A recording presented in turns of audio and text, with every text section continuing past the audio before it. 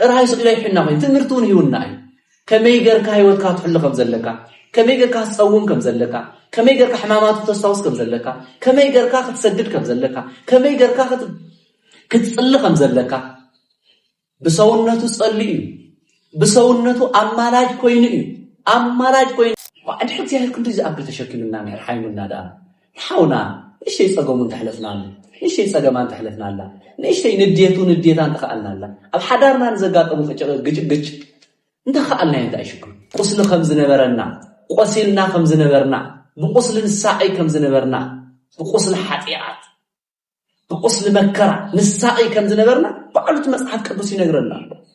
مسأل اذ مسأل ديو نا ኢየሱስ ክርስቶስ ናይ ድሕነትና ምልክት ና ኢየሱስ ክርስቶስ ኣብ ስኸራንዮስ ዝወዓለሉ ኢየሱስ ክርስቶስ ኣብ መስቀል ዝውዕድ ኣኻድሒን ካናይልና መስቀል ንሕዞ መስቀል ንሳለሞ ዘለና ንጎይታ አይና ነቲ ዕንጨት ይኮንና ዕንጨትማ ምሳሌ ቀራንዮ ዘሎ ምሳሌ ደቂ ክርስቶስ ምዃንና ማህተም ዝኾነና ዘሎ ማይ ዝዘንም ዘሎ ዝቅዳሕ ዘሎ ዒላ ከይመስለኩም ዝቅዳሕ ቡምባ ከይመስለኩም بعرب سقلت كاب سونته زوسه ماي بعرب سقلت كاب سونته استقدح ماي اماناو ماي انطمقلو بጥምቀት እንወለደሉ እማይ ወመንፈስ ቅዱስ ቤተ መቅደስ ዘርክሱ ቤተ መቅደስ መሸጣ ዝገብሩ ቤተ መቅደስ ንግድ ዝገብሩ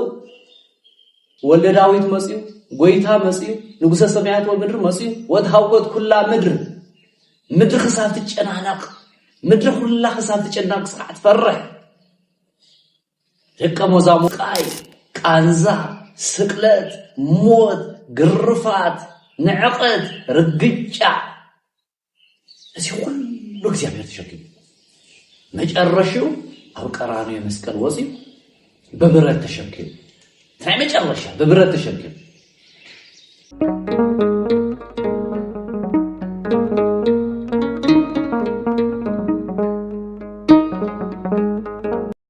በስመ አብ ወወልድ ወመንፈስ ቅዱስ አሐዱ አምላክ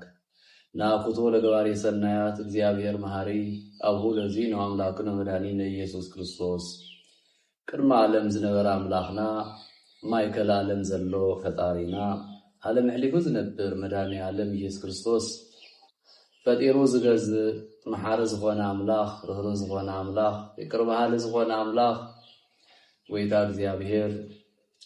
ነዚ ዕለት እዚዩ ነዚ ሰዓት እዚዩ ቅዱስ ኦርቶዶክስ ተዋሕዶ ሃይማኖት አሜንኩም ተማሐሰንኩም ሳምላኩም ትነብሩ ሁሉኩም ደግ እግዚአብሔር አወጻ ዓዲሁን አውሽታ ዓዲሁን ቆጣስ እግዚአብሔር ሁሉ ተሳነ ዘብሉ ሰላም ሐልዩ ለህይወት ዘነረና እግዚአብሔር ሕዝቡን ምስጋና ስለዝግብኦ ምስጋና ስግደት አምልኮ ናቱ ስለዝኾነ ገንዘቡ ስለዝኾነ ስለዝፈተናዮ ስለዝደለናዮ ዘይኮነ ስናቱ ናይ ባዕሉ ገንዘብ ስለዝኾነ አምልኮ ስግደት ንፈጣሪና ንእግዚአብሔር ንዘለዓለማዊ ዝኾነ ኢየሱስ ክርስቶስ ይኹን እንኳን ናብ 2018 ዓመተ ምህረት ሰሙነ ሕማማት እንኳን አብጽሐኩም እንኳን አብጽሐና ወይታ እግዚአብሔር በህይወት አጽንሑ ነዚ በዓል እዚዩ ክንዝክሮ ክነስታውሶ ናይ እግዚአብሔር ወዕለታ አባዳ ዝወዓለልና ወዕለት ዝገበረልና ስራሕ ዝሃበና ጸጋን በረከትን ክነስተውዕሎ ወይ ድማ ክንዝክሮ በህይወት ስለዘጽናሐና ነዚ ዓለት እዚ ኣብዙሓት ደልዮማ ብዙሓት እንዳናፈቅዋ ብዙሓት እንዳተጸበይዋ ኣብዛ ዓለት እዚኣ ዘይበጽሑ ናፍቲ ኩልና ንኸደ ዓዲ ብዝተፈላለየ ምኽንያት ዝኸደለው እዮም እቲ ምርርን አጭንቅን ወይ ድማ ውሽጥኻ ዝስማዓካ ካይዳ ድማ ዝኸዱን ኣለው ትብናይ እግዚአብሔር ጸዋዒት ናይ ባዕሉ መንገዲ ኮይኑ ብዙዩ ኣኺሉ ጸዋዖም እግዚአብሔር ዝፈተዎም ናፍቲ ናይ ዘላለም ገዙ ዝኸደለው እዮም ዘይረኸብዋ ነዚኣ ካልኣይ መንገዲ ድማ ከም ትግራይ ኮይና ንሪኦ እንተለና ጠሚዎም ጸሚዎም ክዳን ስኢኖም መውደቕ መደቀሲ ስኢኖም መገዛ ዓዶም ተፈናቂሎም በየቦቱ ፋሕጭን ግራሕ ኢሎም ብኽፍኣትን ብመከራን ብጭንቅን ድማ ሕዙን ዝሓመሙ ኣብ ኣልጋ ቁረኛ ዝኾኑ ህዝብናኛው ነዛ መዓልቲ እዚኣ ዘይርከቡላ ድማ ዝኸደሉ ናብ ጎይቶኦም ኮይዶ ትመከሮምን ጸጋ እዩ ግን ንዝተረፍና ሰባት ድማ ሓዘን ይስማዓና ከሐሙ ዘይግቦም ሓሚሞም ክጭቅነሎም ወይ ድማ መከራ ክወስሖም ዘይግቦም ናይ እግዚአብሔር ህዝብ ዝኾኑ ብደቂ ሰባት ስራሕ ብናይ ደቂ ሰባት ሽርሒ መከራ ዝበዝሖም ግን ከም ቤተ ክርስቲያን ከም ኣቦታቱን ስለስማዓና ድማ ንሓዝን ስለዚ ኣብዚ ክልተ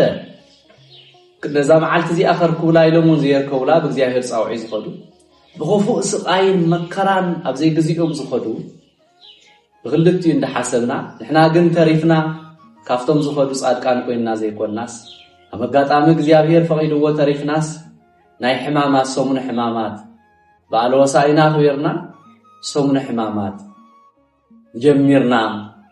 ኢና ንርከብ ዘለና ለዚ ነዚ ኩሉ ዝገብር ኣምላኽ ነቶም ዝኸዱ ዝተጸውዑ ህዝብናውን ናብ ገዝኦም ዝኸዱ ናብ እግዚአብሔር መንግስተ ሰማያት ዕረፍቲ ክዕድለልና ኣሕቑፊ ከንምረልና እግዚአብሔር እንዳተማሕፀና እንዳለመና እንዳጸለና ንዓና ድማ እዚ ሰሙነ ሕማማት እዚ እግዚአብሔር ሓሲብና እግዚአብሔር ኣስታዊስና እግዚአብሔር ማንነቱ ኣምላክነቱ ተረዲእና ናይ ትሩፋት ተጠቀምቲ ናይ እግዚአብሔር ምሕረት ተቀበልቲ ናይታ ዝወሰኸልና ዕድመ ብንስሃን ብጸሎትን ብስግደትን ኣምላኽና ወዲቕና እቲ መሓር ዝኾነ ኣምላኽና እቲ ህይወት ዘምጻልና ኣምላኽና እቲ ታሞት ዘውጻልና ኣምላኽና እቲ ታመከራ ዘውጻልና ኣምላኽና እንዳተማሕፀና ምሕረት ክንረክብ ካብ እግዚአብሔር ንባዕልትናን ነናይ ዓድና ሰላምን ክንጽሊ ይግባአና እንኳዕ ኣብጽሓኩም እንኳዕ ኣብጽሐና እሞ ክቡራንን ክቡራትን ደቂ እግዚአብሔር ናይ እግዚአብሔር ቃል እንትንገር እንተሎ ንክልተ ነገር እዩ ብሓደ ገጹ ንተግሳጽ እዩ ብሓደ ገጹ ድማ ንምኽሪ ኩሉ ግዜ መጽሓፍ ክናገር እንተሎ ተግሳጹን ኣለዎ እዩ ምኽሪውን ኣለዎ እዩ እሞ እግዚአብሔር ዝወዓለልና ውዕለት መልዓል ገርና ኣስፈሕ ቢልና ክንነጋገር ኢና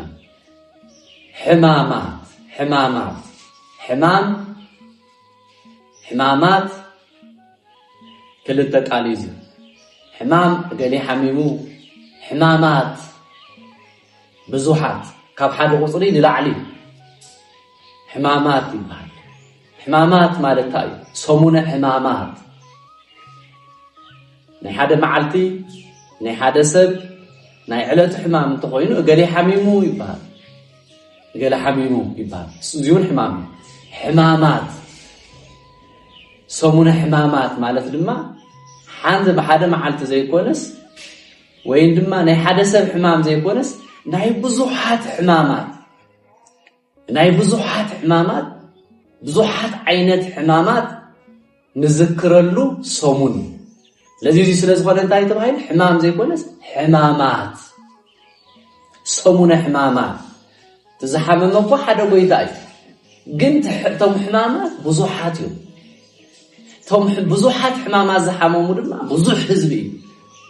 ግን ዝሰሙኑ ዝሓመመ ግን ጎይታ እግዚአብሔር እንታይ ማለት እዩ ሕማማት ክበሃል ተሎ ብዙሕ ናይ ብዙሕ ህዝቢ ሕማማት ዝሓመመ ጎይታ ማለት ናይ ብዙሓት ህዝቢ ናይ ብዙሕ ዘመን ናይ ብዙሓት ህዝቢ ሕማም ዝሓመመ ጎይታ ሰሙነ ሕማማት ይባሃል ስለዚ እዚ ሰሙን እዚ ጎይታ እግዚአብሔር ስለ ብዙሓት ህዝቢ በብዙሕ ዓይነት ሕማማት ግን ሓደ ጎይታ እግዚአብሔር ዝሓመመልና ዝተሳቀየልና ሕማም ወይ ድማ ሕማማት ኢና ነስታውስ ዘለና ንዝክሮ ዘለና ነስታውሶ ዘለና መዘከርታ ናይ ኢየሱስ ክርስቶስ ታይ መዘከርቱ ክቡራንን ክቡራትን ኣብዚ ብደንብ ልብልኩም ክትርእዩ ይደሊ ቀድሚ ናፍቱ ናይ ትምህርትና መልዓል ምእታወይ ክትርድእዎ ዝግባአኩም የዝናገር ዘለ ስለዚ ንዝክሮ ኢና ዘለና እንትበሃልታ ሓደ ግዜ ሕዝዛ ሰሙን እዚኣ ሕማማት ጾይሙና ሰጊድናስ ንድሕን ይዝመስለና ብዙሕ ሓሳባት ኣለና ክርስቶስ ሓደን ንሓዋሩን ንዘለዓለምን ሓደ ግዜ ኣድሒኑና ብዙሓት ሕማማት ናይ ብዙሕ ህዝቢ ጠቕሊሉ ሓሚሙልና ታይዳይ በብዓመቱ ሕማማት ንብል ንዝክሮ ናይ እግዚአብሔር ውዕለታ ብዙሕ ስለ ዝኾነ ብዓቅምና ንሕናውን ክንፈድዮ ክንሰርሖ ስለ ዘይንኽእል ግን በየዓመቱ ንዝክሮ ታደ ንዝክሮ ኢና ዘለና እምበር ሕዚ ክንሓየ ይኮንና ሕዚ ክንድሕን ይኮንና 5500 ዘመን ካብ አዳምን ካብ ሔዋንን ዝተረኸቡ ናይ እግዚአብሔር ህዝቢ ደግ እግዚአብሔር በእግዚአብሔር ዝተፈጠረ ህዝቢ 5500 ዘመን ሕማማት ሓቢቡ ስቃይ ተሳቀዩ ኃጢአት ዝበሃል መርገም ዝበሃል ስደት ዝበሃል ሞት ዝበሃል ስቃይ ዝበሃል ጸልማት ዝበሃል ፍርሕ ዝበሃል ተስፋ ምቁራጽ ዝበሃል ጭካኔ ዝበሃል በዲያብሎስ በአጋንንት ተረጊጾ በዲያብሎስ ተአሲሮ ህዝቢ እግዚአብሔር 5500 ዘመን ሕሰው አውዚ ዝተፋረየ ህዝቢ ኣብ መከራ እዩ ኣብ ጭንቂ ነው ተስፋ ይነወረ ጻድቅ ይኹን ኃጢአተኛ ይኹን ኩሉ ናብ ሓደ ይዛቱ ጸጋ እግዚአብሔር ይነፍ ጻድቅ ዘይፍለዮ ረድኤተ እግዚአብሔር ዘይፍለዮ ጻድቅ በር መንገዶሙን ከይዶሙን ኩሉ ናብ ሓደ ይዞ 5500 ነዚ ጎይታ እግዚአብሔር እዚ ሰሙን ህማማት እዚ ንሓ 111218 ናዘለ ንድሓር ተመሊስና ተናይ 5500 ዘመን መጨረሻ ምስ በጽሐ ሕዚ ድማ ካብ ዘለናያ ድማ ንድሓር 2018 ንድሓር ተመሊስና እግዚአብሔር ጠቕልል ለቢል ቶም ዝቆጸርክዎም ብሙሉኦም ሕማማት ሰሙን ሕማም ስቃይ ቃንዛ ስቅለት ሞት ግርፋት ንዕቀት ርግጫ እዚ ሁሉ እግዚአብሔር ተሸክሙ መጨረሻው ኣብ ቀራንዮ መስቀል ወፂ በብረት ተሸክሙ ናይ መጨረሻ በብረት ተሸክሙ ወይታ እግዚአብሔር ስለዚህ እዚ ገሩ እግዚአብሔር ሰሙን እዚ ሕማማት እዚ ንደቂ ሰባት ንዓና ዝፈታሐና ሆሳዕና ናብ ኢየሩሳሌም ምስኣተወ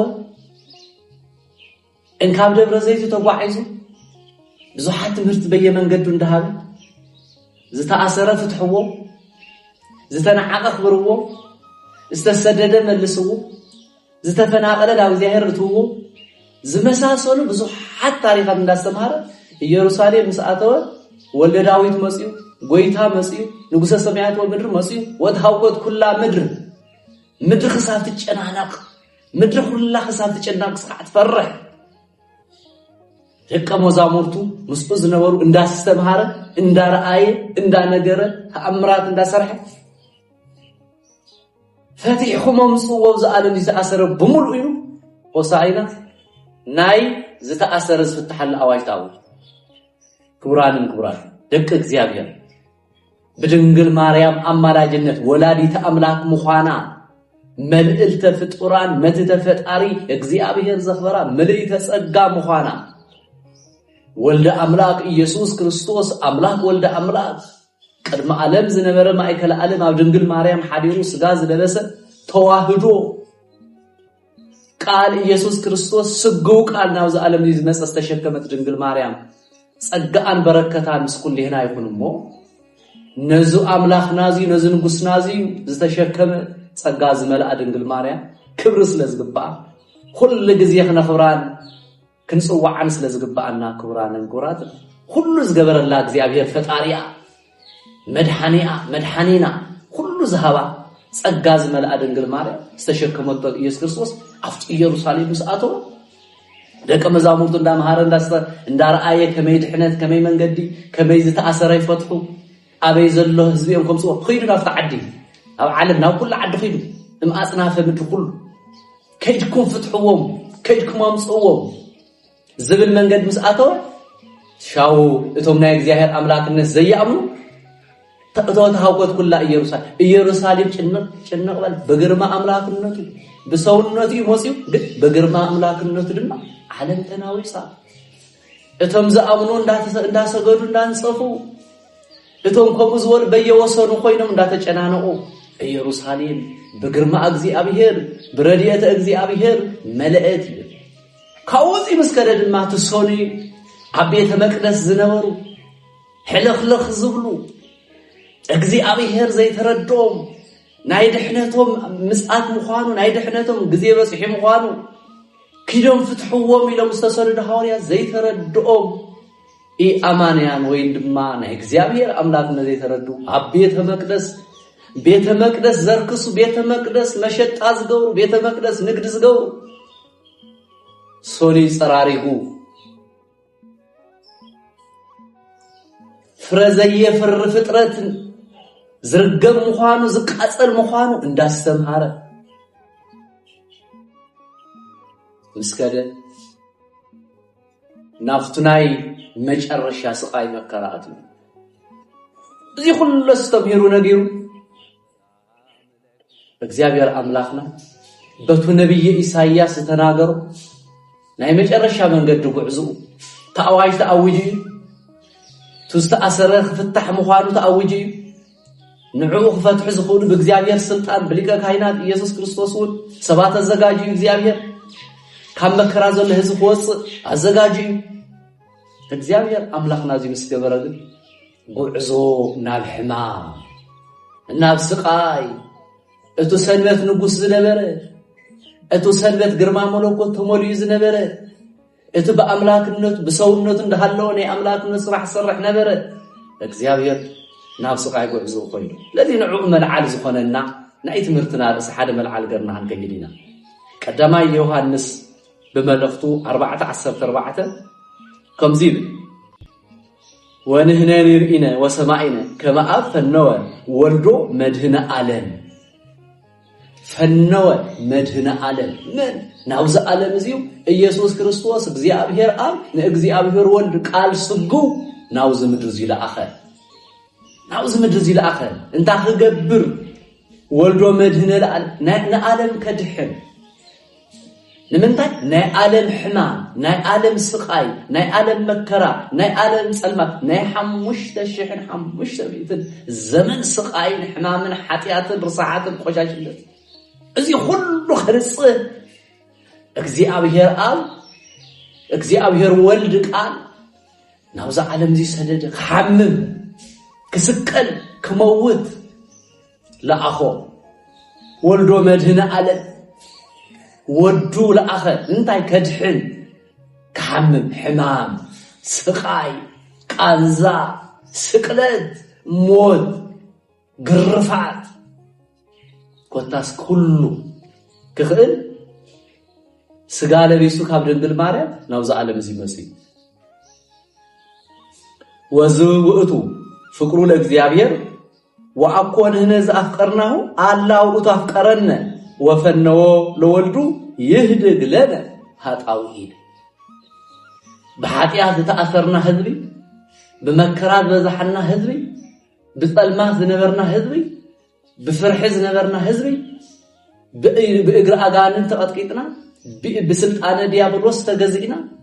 أبسيو لامكرا زصنحنا هزبي 5500 زمن كافتو نحنا بسقاينا عندنا زفقرنا يو نلعلي ويتا እግዚአብሔር አፍቀረና ወእቱ አፍቀረና ወፈነወ ለወልዱ እግዚአብሔር አብ ካፍቱ ንሕና እግዚአብሔር ክመስሊ እንዳበልና በነቢያት በተፈላለየ ዝንከ ካውድ ላዕሊ ክርስቶስ ፈተወና ክቡራንን ክቡራት ክርስቶስ ፈተወና እግዚአብሔር ፈተወና ምስመን ምስ ኃጢአትና ምስ ሕማም ኃጢአት ምስ ክሕደት ኃጢአት ምስ ድፍረት ኃጢአት ምስ ጭካኔ ኃጢአት ምስ ተስፋ መቁራጽ ኃጢአት እዚ ሁሉ እንዳሃለውና እግዚአብሔር ኃጢአትና ንኽገድፈልና ካብ ኃጢአት ንኸውጽአና አፍቀረና ወዱ ለአኸልና እግዚአብሔር አብ ወዱ ለአኸልና ኢየሱስ ክርስቶስ እቱ ኢየሱስ ተባሃለ መድህን እቱ ስሙ መድኃኒት ዝኾነ አምላክነቱ ብቻ ዘይኮነስ ተለሱ መድኃኒት ዝኾነ ክርስቶስ ለአኸልና ኢየሱስ ተለአኸልና መድኃኒት ዝኾነ ህይወት ዝኾነ ጽላል ዝኾነ ብርሃን ዝኾነ አምላክ ተለአኸልና እንታይ ንኽገብረልና ካብ ኃጢአትና ይህድግ ለነ ኃጣውኢነ ኃጢአትና ክሓድገልና ሓጢኣትና ከውፃአና ካብ መከራ ክፈትሐና ምሕረቱ ክበልና ክብራንን ክብራትን ከምቱ ኢሳይያስ 53 ቁጽር 4 ዘሎ እግዚአብሔር አምላኽና ሓጢኣትና ተሸከመልና ሓጢኣትና ቁስልና ተሸከመልና ሓጢኣትና ድማ ሓደገልና ኢሉ ተናገርዎ ዘሎ ይስቃል እዚ ክናገር እንተሎ ነብይ እግዚአብሔር ኢሳይያስ ክርስቶስ መጽኡ ይኮነ ክርስቶስ ተወሊደ ይኮነ ነስአ ደዌነ ወፀሮ ሕማመን ደዌና ተሸከመ ሓጢኣትና ሓጸበ ዝብል ዘሎት ነብይ እንታይ ማለት እዩ ክብራንን ክብራት እዚ ዝናገሮ ዘሎ ጎይታ እግዚአብሔር አምላኽና ክመጽእ እንታይ ክገብር ይዝለና ዘሎ ሓጢኣትና ከድምስሰና ቁስልና ክሽከመልና ወንህነ ይርኢናሁ እንት ስቀል እንተሎ እንት ግረፍ እንተሎ እንት ጎትዎ እንተሎ እንዳራአናዮ እወ ናተይ ናታትኩም ዓይኒ ኮይኑ ዮሐንስ አደ ኮይና ድንግል ማርያም ካልኦት ደቀ መዛሙርት ወነ ርኢናዮ በለ ኢሳይያስ ርኢናዮ እንታይ እንት ግረፍ እንት ስቀል እንት ቆስል ወፀረ ሕማመን እቱ ሕማምና እቱ ቁስልና ዝተሸከመ አምላኽ እንት ቆስል እንተሎ ርኢናዮ በለ ኢሳይያስ ርኢናዮ እዮም ደቀ መዛሙርት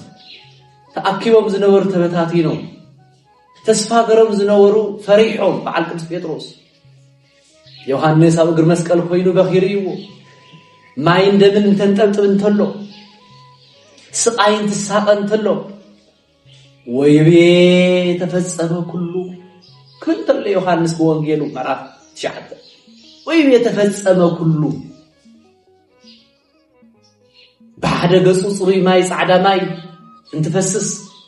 بعد ጎኑ ድማ ደሙን ትቅዳሕ በብረት አሻቅ ዝኾነ ብረት እንትግረፍ ስጉኡ እንትምንጨት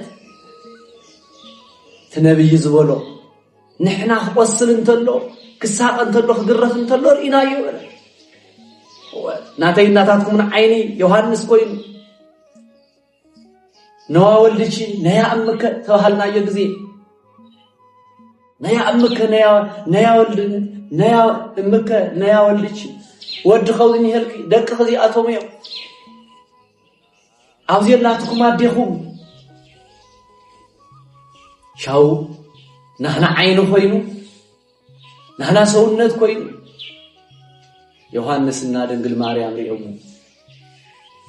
ክብራንን ክብራትን بتمكت النولد ጻዕዳ ማይ እንትፈስስ እቶም 4 ወንጌላውያን ተናገረም ዘለው ዘተወልደ እማይ ወመንፈስ ቅዱስ ከማይን ካብ መንፈስ ቅዱስን ዝተወለደ መንግስተ ሰማያት ከአቲ ወድ እግዚአብሔር ሆኒ ከማይን ካብ መንፈስ ቅዱስን ዘይተወለደ ድማ ወድ እግዚአብሔር ከውን አይፈውን ዝተባሃለ በየግዚኡ ዘንም ማይ ይኮንና ንጥመቅ በየግዚኡ ዝዓቁር ዝቅዳሕ ማይ ዝቋዓት ጉድጓድ ይኮንና ንጥመቅ በዚ ስቃይ እዚ በዚ ሕማማት ሕማም ስቃይ ናይ ክርስቶስ ሕማም ስቃይ ናይ ጎይታ ሕማም ስቃይ ናይ ፈጣሪ ሕማም ስቃይ ናይ ተስጉ ቃል ኢየሱስ ክርስቶስ ሕማም ስቃይ ናይ መድኃኒ ዝኾነ ክርስቶስ ኢየሱስ ናይ መድኃኒ ዝኾነ በአምላክነቱ በሰውነቱ በስሙ ዘለዓለማዊ ሕያው ዝኾነ ክርስቶስ ካብ ጎኑ ዝተቀደሐ ማይ ክርስቶስ ሃውያን ተባሂልና ዘጽዋዕና ዘሎ ደቂ ክርስቶስ ምዃንና ማህተም ዝኾነና ዘሎ ማይ ዝዘንም ዘሎ ዝቅዳሕ ዘሎ ዒላ ከይመስለኩም ዝቅዳሕ ቡንባ ከይመስለኩም በዓርበ ስቅለት ካብ ሰውነቱ ዝወፀ ማይ በዓርበ ስቅለት ካብ ሰውነቱ ዝተቀደሐ ማይ አማናዊ ማይ እንጥመቀሉ በጥምቀት እንወለደሉ እማይ ወመንፈስ ቅዱስ ዘይተረድኦም በጨለማ ዓለም ዝነብሩ ካብ መንፈስ ቅዱስ እንበር ካብ ማይ ታይልኩም አሁን ተጥመቁ ዝብሉ ዝደንቆሩ ዓይን ህሊኖም ዝተዓወረሉ ትማል ነሮም ሕዘለው እዩ መንፈስ ቅዱስ እንበር ማይ መንፈስ ቅዱስ ብቻ ይበልን ካብ ጎኑ ዝወፀና ኢየሱስ ክርስቶስ በዓርበ ስቅለት ዝተቀደሐ ማይ ታማይን ካብ መንፈስ ቅዱስን ተወለዱ ይዝበል ለዚህ ክርስቶስ ኣብቲ ሕማሙ ማይ መለኮታዊ ካብ መለኮታዊ ኢየሱስ ክርስቶስ ዝወፀ ማይ ኣማናዊ ማይ ህይወት ዝኾነ ማይ እንጥመቐሉ ኣብዚ ሕማም እዚ ኢና ዝረኸብናዮ ክቡራንን ንሱ ብቻ ይኮነን እቲ ሓደ ጎኑ ዝተቐድሖ ቀይሕ ደም ስጋይ ዝበልዐ በዮሐንስ 6 በዮሐንስ ዝተነገረ ዝተጻሐፈ በማቴዎስ 26 ዝተጻሐፈ አማናው ስጉኡ አማናው ደሙ ዘበአስ ጋይ ወሰደለ በየል ምስሌው አነ ይህል ምስሌሁ بعرب سقل بحمام أب حمام أسمون حمام أزرخنا يوم صدقات يبيعوا أب سمون حمام أزرخنا يوم هيوت دحنت يوم مقبل هيوت دحنت إيسوس كريستوس سقوز بلع دموز سطحي كم زدحن زتناقرو بكل قدس خنا قالوا إيسوس كريستوس زتقادحي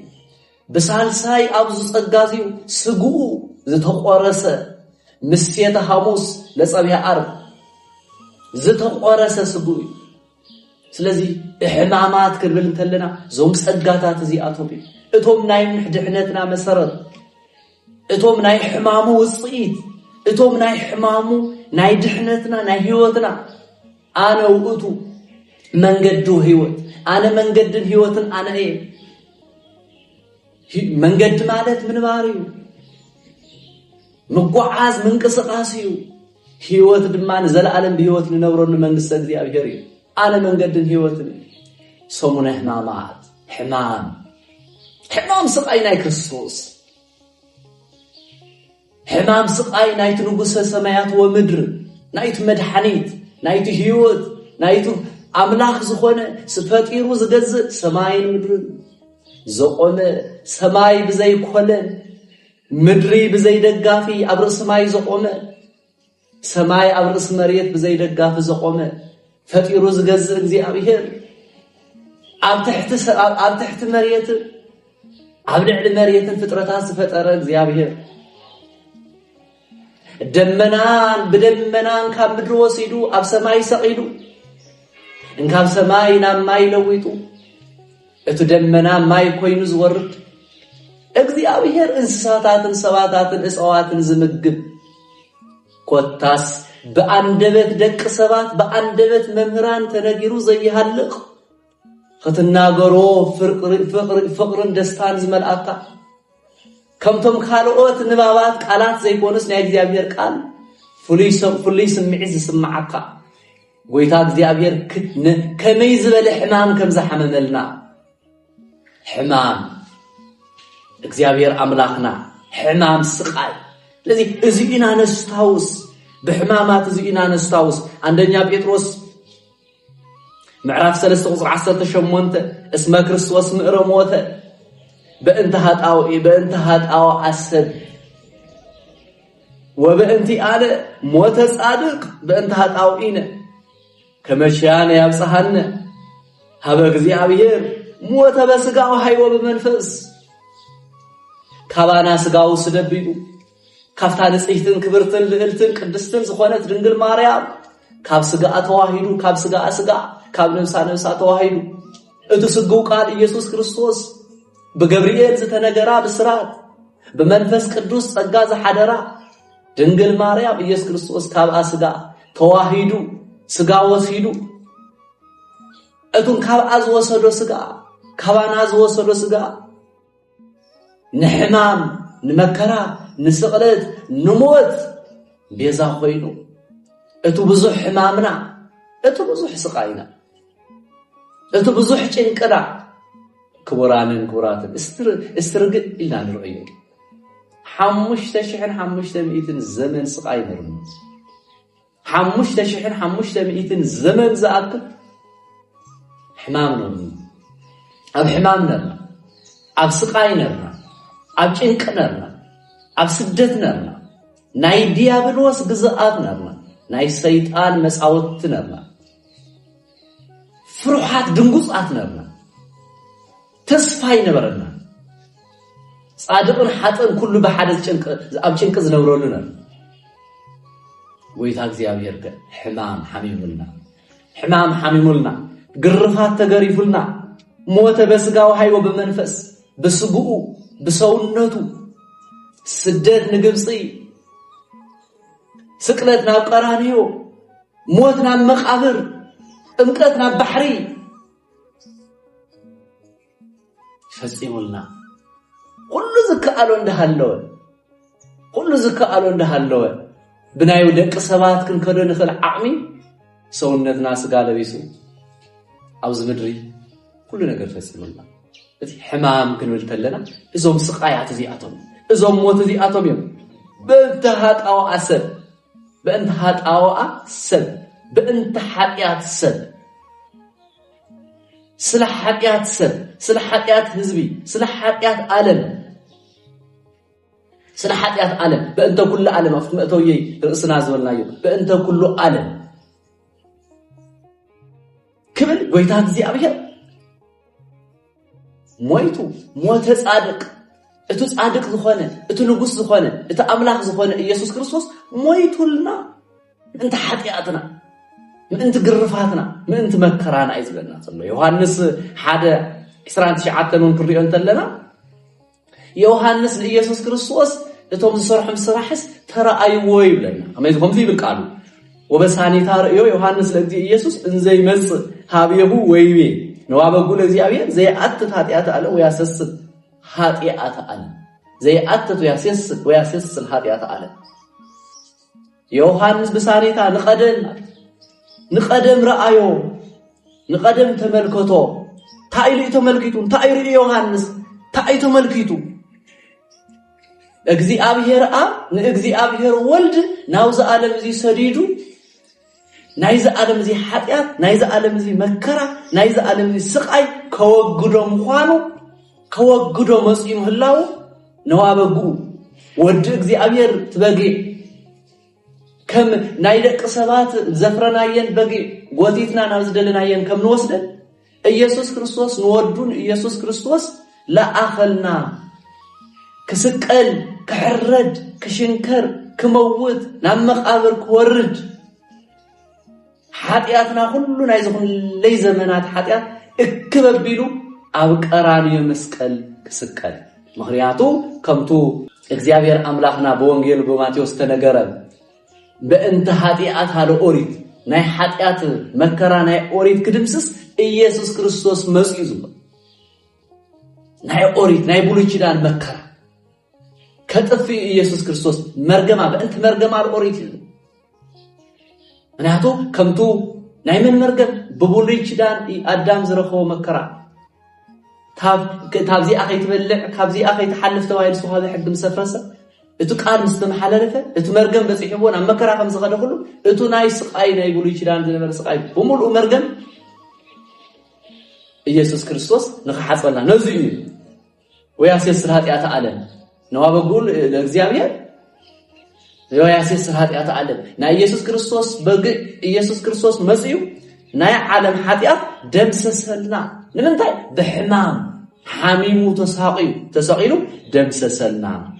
አድሐነናውን ለዚህ ክብራንን ክብራት እግዚአብሔር ሕማማት ክንብል እንተለና ወይ ሰሙነ ሕማማት ክንብል እንተለና ወይ ኢየሱስ ክርስቶስ ስቃያት ክነስታውስ ተለና ከመይና ንሪኦ በከመይና ኢየሱስ ክርስቶስ ነዋበጉ ለእግዚአብሔር ዚአትቱ ያሰስር ኃጢአት ዓለም ነዚ ነገር ነዚ መከራ እዚ ንኸድምስስ ናይ ዓለም ይዝለና ዘለ ናይ ዓለም መቸን ኢየሱስ ክርስቶስ እገሌ ይድሓን እገሌ ኣይድሓን ነቱ በአርአያኡ ዝፈጠሮም ካብ አዳምን ሔዋንን ዘርፍ ዝመፀ ትውልድ ብምሉእ ከድሕን ይመፁ እዩ ከምቲ ንሕናን ዘመናን ናይ ወለድናን ዝነበረ ዘመን ከይመስለን በብዝደለዮ አቅጣጫ ዝኸይድ ዘሎ ህዝቢ እቱ መጽሐፍ ቅዱስ ይነግረና ሓንቲት ሃይማኖት ሓንቲት ጥምቀት ሓደ ጎይታ ሓንቲት መጽሐፍ ቅዱስ ናይ ህይወት መርህና መጽሐፍ ቅዱስ ናይ ክርስቶስ ጎይታ ናይ ኢየሱስ ክርስቶስ አድሓንነት ናይ ኢየሱስ ክርስቶስ መምርሒ ናይ ኢየሱስ ክርስቶስ መንገዲ እትነግረና ታ መጽሐፍ ቅዱስ ያ أملاخنا እግዚአብሔር ሓንቲ ጥንቀት ሓደ ክርስቶስ ሓደ ጎይታ ሓደ ንጉስ ይዘለ ከመየለና ዝብልና ዓይና አኻትኩም ክገድፎ عندين قدامي بطرس معرف كل تقصر 4 كم زين وبنت هطاوينه وتسقل ديس بسغاو كما يوصعن مهطاوينه وبصدقو يهيون اسم بقو ስለዚህ አሁ ሃየውኩም ቁሰሊኩም ክብራንን ቁስሊ ናይ ኃጢአት መግረፍት ቁስሊ ናይ ፍርህ መግረፍት ቁስሊ ናይ ዘመን መከራ ብዝሓት ቁስሊ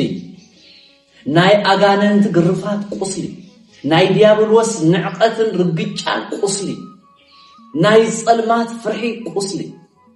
ናይ ስቃይ ፍርሒ ቁስሊ ናይ ስደት መንግልታዕን መከራ ቁስሊ ነዚ ቁስሊ ዝኸድሕን ክርስቶስ ብስግኡ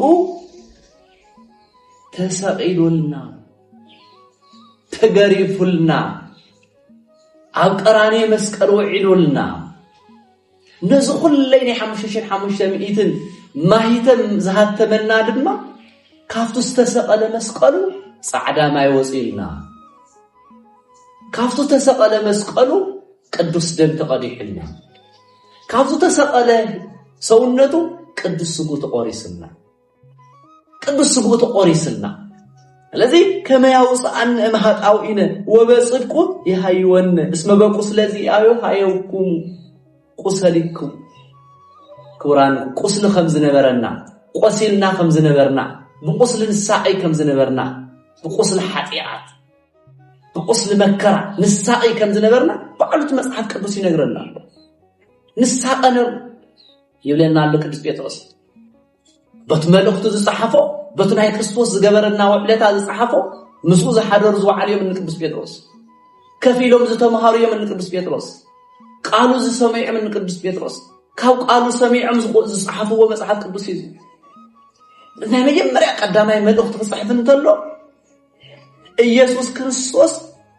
ብቁስሊ ከም ዝቆሰልና ቆሲልና ሸቲትና ጨኒና ወዲቅና ታቦታና ተፈናቂልና كبز نبرنا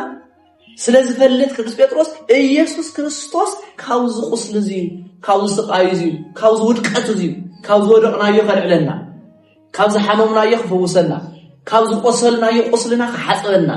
ኢየሱስ ክርስቶስ ኣብ ቀራንዮ መስቀል ወዒዱና ሓሚሙልና ሕማም ስቃይ ቁስለት ስደት ኢየሱስ ክርስቶስ ዘይግብኦ አምላክ እንደሃለወ ብናህና ሰውነት ብናህና ምሳል ብናህና መንገዲ ተጓሒዙ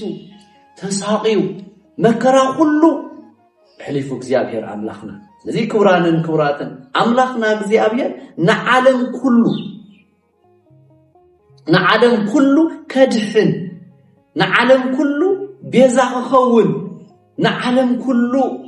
ኣብ ቀራንዮ መስቀል ወዒሉ ኣብ ቀራንዮ መስቀሉ ድማ ማሂቶም ሂቡና እንታይ ዝብል ማሂተም ጥምቀት ዝበሃል ማሂተም ስጋና ደሙ ዝበሃል ማሂተም ሃቲሙና ኣብ ዓርብ ስቅለት ኣብ ሕማማት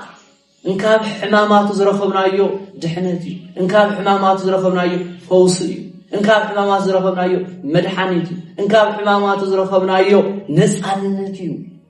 ነፃነት እዩ እግዚአብሔር አምላክና ከምዚ ብል ከም ተዓንቶ ወውቱ ነስአዶ የነዝበልኩም ጾረ ህማመነ ኢሳይያስ 53:4 ክሳብ 7 ዘሎ ከምዚ ብል እስቲ ተቃሉ ብደም ሁሉ ንስማዓዮ ወውቱ ነስአዶ የነ ወጾረ ህማመነ وبأنتي أنا هم ونحن يرئناه همومة وقصوفة بهمان كبرات وقصوفة بهمان إيسوس كريستوس مدحان تسعين ولي إيسوس كريستوس حيوم زبهال زلو كريستوس أملاخنا عمس إنو دي عاوزي بدن بستنرئي من يتحميم زبهال زلو عنتو انتهي لكم نرى كافتان نسيتن كبرتن منم انكن زي بالله نسيت زخونت بهلينا أن بسجا أن كل قدس زخانة دنجل مريم سجا وسيد ديلكم كاب أن كاب سجا توهاي تولي ديلكم نايمن سجا يس ناتين ناتاتكم سجا توهدوز بهالكوزي هذي اتحاميموز بهالزلزي اتون كاباين كاباخاتكم من زوسود سجا اتون هنا سجا اتون هنا سونن اتون هنا ካብ ድንግል ማርያም ዝተወሰደ ስጋ ኢየሱስ ክርስቶስ ስጋው ቃል ማለት ስጋ አምላክ ሰው ሆነ ማለት አምላክ ሰው ሆነ እቱ ሰብ ዝሆነ እቱ በሰውነቱ ሓሚው ዝብል እንታይ ዝብልና ህሙመ ቁሱፈ በህማም እዚ ሪኢናዮ እንት ሳቀ እንት ስቀል እንት ግረፍ እንት ሓምም እንት ሽንከር እንት ቆስል ኮይ ዝብል ኢሳይያስ ማአምላክ ዲዳኹም ኮይኑ መስለኩ ናተይ እናታትኩም ስቃይ ናተይ መከራ ናተይ እናታትኩም ሽግር ኮይ بقصر خري أنت لنا دماني حمشة ميتن زمن سقاي ووقت قصلة بأنت حتياتنا قصلة أوزي بأنت حتياتنا قصيلو وهم بأنت جاينا تأمر تسلامنا وبقصلة زي هايونا تأمر تسلامنا تأمرت رئيس إلهي حنا وين تأمرتون هيوناي كما يجر كهيوت كات حل خمس لك كما يجر كهصوم كم زلك كما يجر كحمامات تستوس كم زلك كما يجر كاخد تسدد كم زلك كما يجر كاخد كتصلي كم زلك بسونته تصلي بسونته أمراج كويني كم تو أب قرنتوس شو منتظر كل جزء زنقرنا أو ما رومي يسوع كريستوس بسونته أماريدي أهلف فالزات تسوى بسونته تساء أنتلو أنت شنكر أنت حمدلو وبيت هاي نظام كرازي أسحلف بسونته أنا نسخاتكم كويني قوم زلزل سقاينا حلفنا كويس زلنا نحن عايز ينقرنا عايزلو تايدل تأمر تسلامنا ينهرنا عايزلو ينقرنا عايزلو قويتا راي مدحاني تيكونن تمرتون ده بينو سرعتون ده مهارينو حقون ده نقرينو كمتنا أدام مجمرا فتيرو حق زنقرو نعناو ندحينو حقون يوناي تمرتون يوناي ممرحون يوناي بناتو ممرحي حزي حمامات نستوصل لنا حمامات نذكر زلنا برلوم مش لبزلن 2010 شمتر عبد موزي كريستوس حامي مو يكون نحنا قل زحمل زفعل سداس لزلنا سونس لزلنا نعون بشرنا تخفوسنا ناتو كريستوس زوعلنا وعلتاون كنستاوسينا بأنت جاينا مرت سلامنا وقصل زي ايون بتقصل غارو قصلنا حيواننا من انت جاينا يدو دما بانت مكرانا من انت حقاتنا من انت طبقاتنا يدي مكرا كلنا كما اباغ تجدفنا باسني ززياو فورا بفناتو وسلته ومطوب እግዚአብሔር በእንተ ኃጢአትና ከምታ አንቶ አፍቱ ማእከል ዝበልኩም ኢየሱስ ክርስቶስ ንሓደ ወዱ ልይኹልና መጥቶ ማለት ወሃበ ማለት ሂቡልና ነተሓደ ወዱ ሂቡልና እንታይ ክንገብር ይብለናልስ በእንተ ኃጢአትና ክግረፍ ክቆስል ክስቀል ክሐምም ክንገላታዕስ ሓደ ወዱ ኢየሱስ ክርስቶስ ሂቡልና መጥቶ ወዱ እግዚአብሔር ወዱ ሂቡና ወዱ ሰዲዱልና ወዱ ልይኹልና ንምንታይ ክንድሕን ካብ ሓጢአትና ካብ ናይ 5500 ቁስሊ ሕማም ስቃይ ስደት ክንድሕን ክንወፅእ ኢየሱስ ክርስቶስ ሓሚሙልና ተሳቂልና መከራ ተሸኪሙልና ንኽንድሕን ንሕና ክቡራንን ክቡራትን ወይታ እግዚአብሔር ክንደየና የባና ርህራሄ ኢልና ወይታ እግዚአብሔር ክንደየናይ ብዙ ኃጢአት እንዳሃለውና እዩ ይቅርታ ገሩልና ኃጢአትና ስለዝበዝሕ ሓሚሙልና ስደትና ስለዝበዝሕ ተንገላትዕልና ጥሜትና ስለዝበዝሕ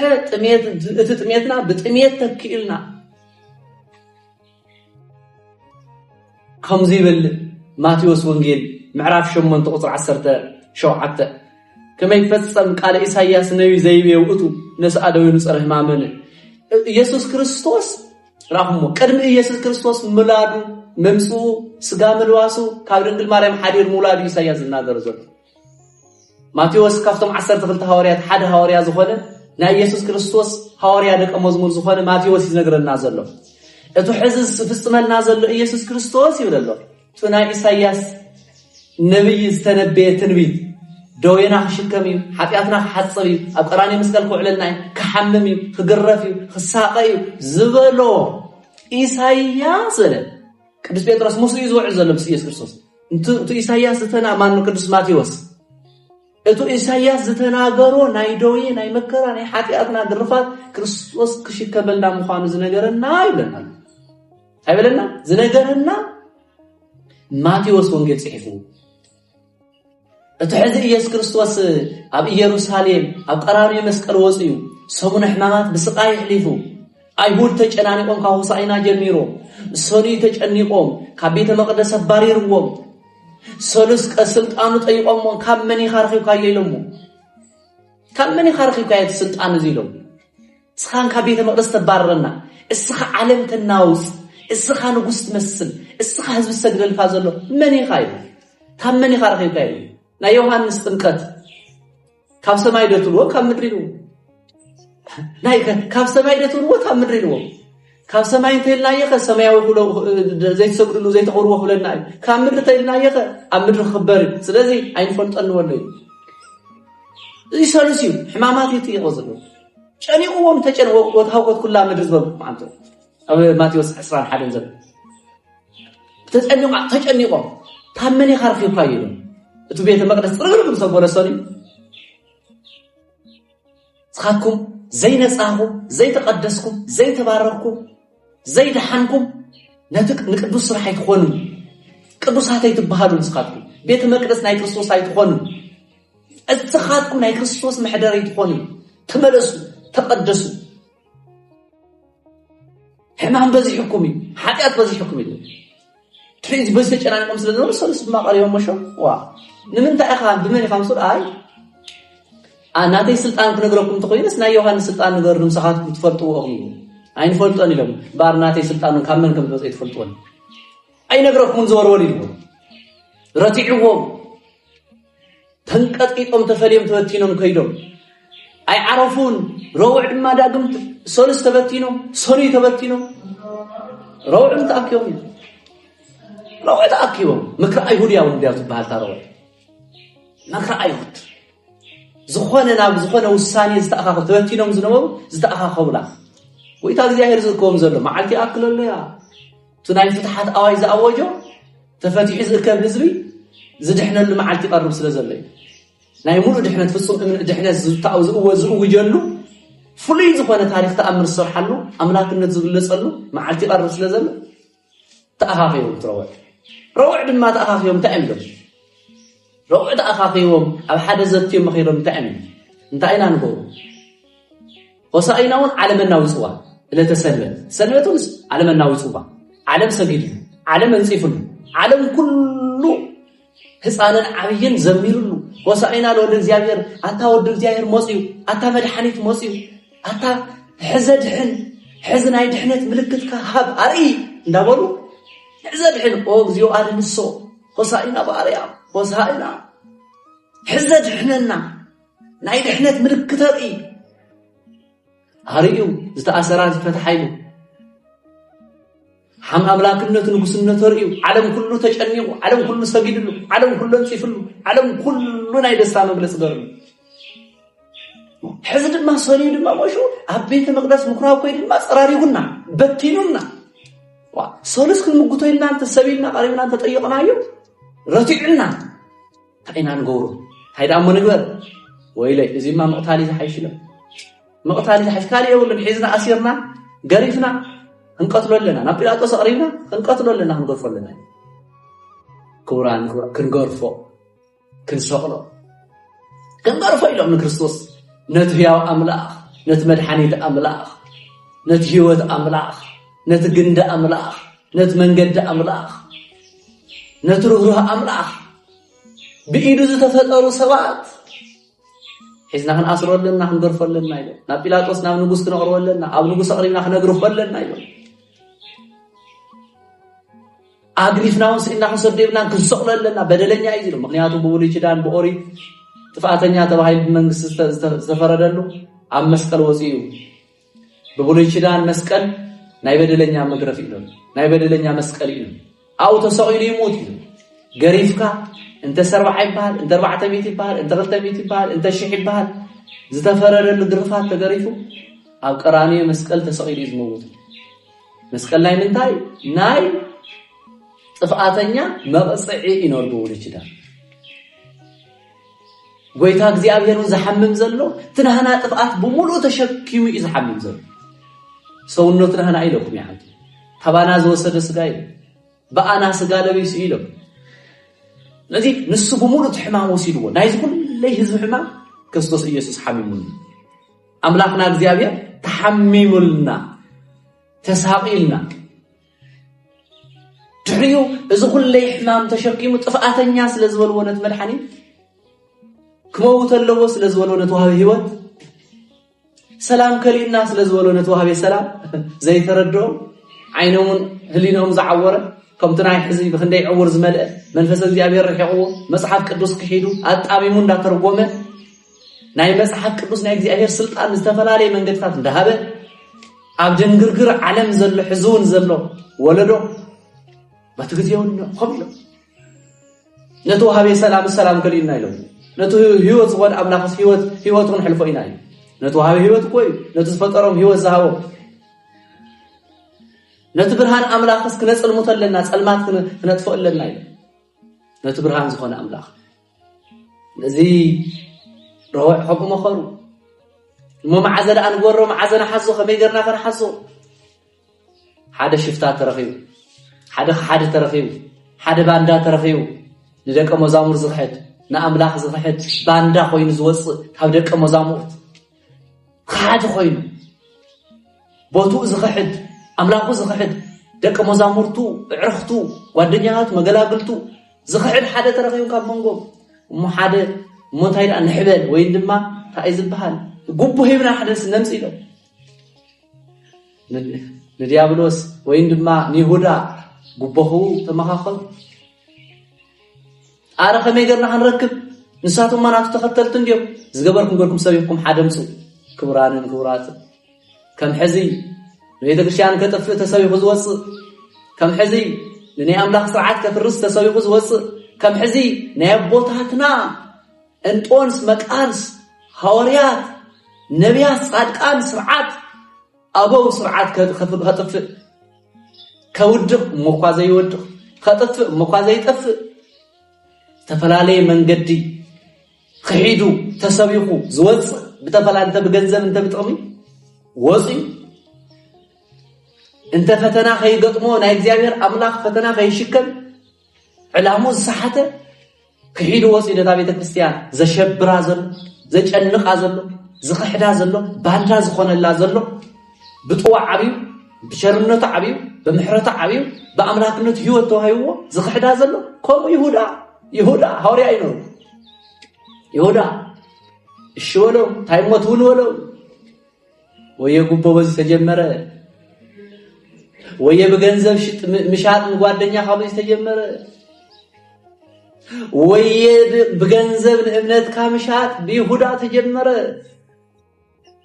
حدش كحدت دمامص يهودا كل مخان سانلو نتوم دقه مزامور كفتم دقه مزامور كتالي كانمو باجمرو يهودا سبكت جمروا يهودا متلال جمروا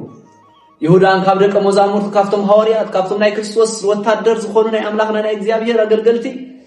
بونجيل زلاخو بابنس زغلغل زخل زغتل كاباتهم يهودا خفل جمروا كهنات ليقانا كهنات صحافت فريساويان الشبلو مشاو يهودا الشيبه بهندي ب30 قرش مو معزدا ان غوربن حموس بالك يتازبحال ناي بلوي كيدان بعل سلازنبرو بعل زخبرولو سلازنبرو عبي بعل سلازخونه حموس اي حموس ما خمتو سلبت راكم هزو تغلبيطو منصاف زنصفس ست زنصفس ود እግዚአብሔር ود داويت موصي ود እግዚአብሔር موصي እንዳወሉ حزج حنا እንዳው ዘትከሩናቶ مزبي حزو مستعقوت تشغرنا افتبع على يكوننا انت هزو غچنقنا اي ناتريم يم نايت هزبي تجنقوم يوم ناتو غلياتهم ناي نبيات مصحف ينو يوم نبيات تربيس زنابر مع إساياس مع داوود مع حزقيال مع دانيال اذي اتهم كلهم زنابر وزنور ينوس لزونتهم صحف فريسايا غلياتهم بزي تشنو خشجرنا إيش أو ما تيرا نقول حمص ما تبعلنا نبعث إلنا نيودا حزوه منو مش خيخيد كي يحدنا جنزل هوه بقى نعرفنا النوم وينايرو عصاني حمص بعلم أخبيرهم بعلم بتاعهم أخبيرهم مس حلفوا نايتهم نايبولي كده بعلات تصنع بيت بعلات حدا بعل شاوس لازم نبرة بعلات أخبيرهم هزبهم مستبتنا داقن بلنعتن كشخات تقبلي لهم 3 أرشيهم يهودا خادي أملاك وزقحد كورات نحر حدا بزي سبنا عفنا حدا سب خحد تلس يقرمنا أملاك وخحيدو دهوريات كحيدو 3 أرشي تقبلوا 3 أرشي حيزو أو قيتها خمي وعين خايل سجيدلو كسجد يوم حزب وينو أتا زو على أملاك خيو علكا زحدر أملاك يحدركا زمزعكا تردين له بأنت بيزا كله ألم بأنت بيزا ألم موت جزي بسحي ساعتي بسحي ويبيت خسنهم ساعتي بسحي جزي بسحي زموت السقلل كوني نصه ما يوصلوا نايت أمكات لدس وهبلوا إن كابر قلني نصه قدوس دم قدوس غاز الرسلوا جزي بسحي زدحنا له جزي بسحي ترد أكامل يهودا رقومي خاصخا تفادن كابدك مزامرتك فلو إخا رقومي خاصخا إذ مدلسلو شاو حزون إيسوس كريستوس حموس حزمو مالو عربي حزمو نقوه حدا ساعات كل 9 ساعات دان قلاترو 3 ساعات يميرون اسكاب عربي 11 ساعات دان قلاترو بزي اندا غرفو إلو 6,666 قرفات ازيو حمامات شريا لايسون إلنا نسجدلو امنودين نولو أملاك نولو كريستوس نولو كل قصيرنا تم عبيتك على حمامات نسجدلهم سجدتات 6,666 بزيوني تاريخو أبوتاتنا صحيفهم انبر تقرفوا لما ترايز الشحزي يكون كاون العليم قريفهم كاون العليم منقلاتي عمو بقدميت كوينة من تقوتوا والقرآن دا تدفع قويت أملاكنا سوي يمسقني بارغ لدحارك السحوة تقلعيت دا ودقى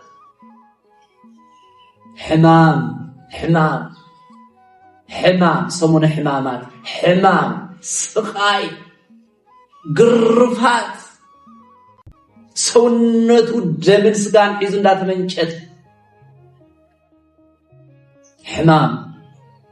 نعنا خبز زحمة مقويتا مجرشو قويتا بزيابهير 6 ساعات ناب قراني مسكال سقيلو زقرفات زي مسودو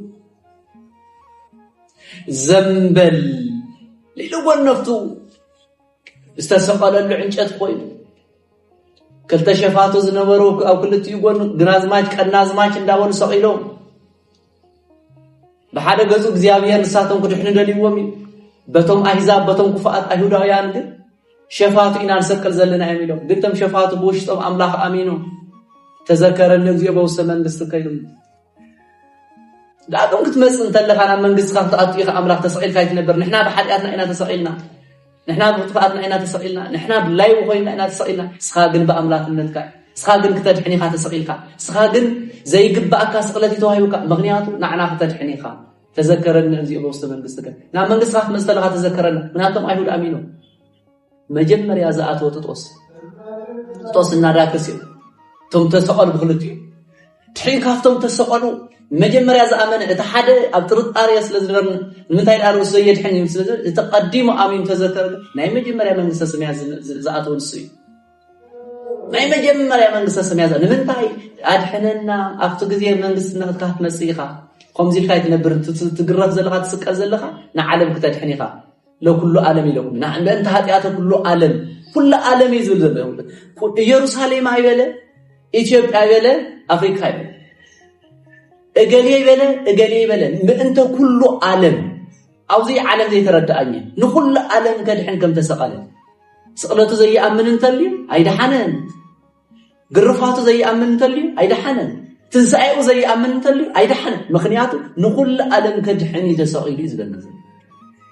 بأنت حق أو كل عالم بأنت حق جدنا عالم حتيات انتفاعات نقول عالم كدحني يسوع كريستوس أو قراني وإليز عسرت حدا يوسف ونيقوديموس لغت يوسف نيقوديموس بليت زمهار زنبره ناي كريستوس تمرتن ناي نبيات مصحفتنا اني مسترده يردا ስለዝነበረ ተማሂሩ ስለዝነበረ ካብ ጥምቀት መውላዱን ተረድዩ ስለዝነበረ ካብ ማይን ካብ መንፈስ ቅዱስ መውላድ ተማሂሩ ስለዝነበረ ክርስቶስ መድኃኒት ምዃኑ ተዓርብ ስለት ዝቅዳሕ ዘሎ ማይ ዝፈሰሰ ማይ ታወሉ ጥምቀት ምዃኑ ድሕነት ምዃኑ አምላክ ምዃኑ ስለተረደ ኒቆዲሞስ ምስ ዮሴፍ ኮይኑ ከዓሰርተ ሓደ ምስ ወረዱ ገኒዞም ናብ መቃብር ወሲዶሞ ነቲ ጎይታ ነቲ መድኃኒት ታዝለበሳ ስጋ ጎይታ እግዚአብሔር በሰውነቱ ናፍት መቃብር እንታአቱ